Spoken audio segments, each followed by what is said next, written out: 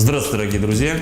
Сегодня хотел предоставить вам небольшой видеообзор про топливные блоки 102 и 152 компании Luxfire.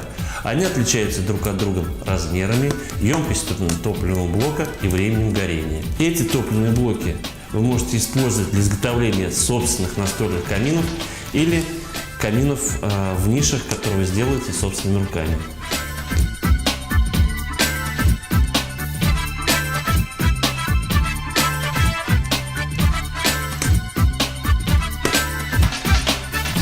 Более подробные характеристики вы можете посмотреть на сайте luxfire.ru.